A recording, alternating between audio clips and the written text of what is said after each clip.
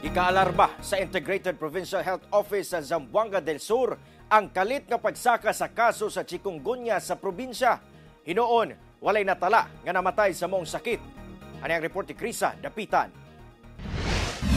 Kung sa milabeng tuig anaalang sa 28 ang reported case sa chikungunya sa probinsya sa Zamboanga del Sur, gikaalarma karon sa Integrated Provincial Health Office ang pagsaka sa kaso niini karong tuiga. Sa tala sa IPHO, sukad Enero hangtod Hulyo, ana sa 218 ka kaso sa chikungunya kung diin pinakataas nga tala sa lungsod sa Tabina nga dunay 47 ka kaso. Gisundan sa Lapuyan ug Dinas nga dunay kapin 30 ka kaso.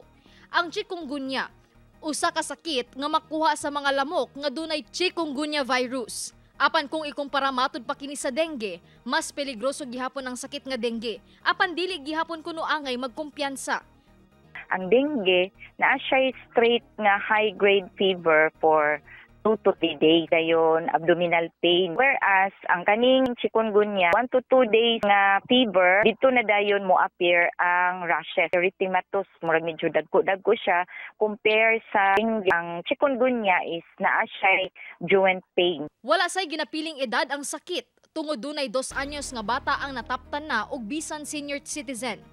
Sumala sa IPHO, sama sa ginahimo aron mabatukan ang dengue, himuon sab ang 5S o search and destroy, self-protection, seek early consultation, say yes to fogging ug sustain hydration.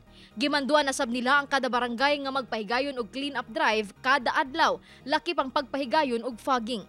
Padayon sabang ilang monitoring sa ahensya, ilabi na kung makasinati og mga pag-ulan ang probinsya. Kung pananglitan na atay kauban sa pamilya nga nag-experience na og kanang hilana, nag-joint pains, pinaka-himuon gyud nato is mudangot sa atong pinakaduol nga health center or health facility para ma-check up and maobserbaran. Ako si Krisa Dapitan para sa One Mindanao.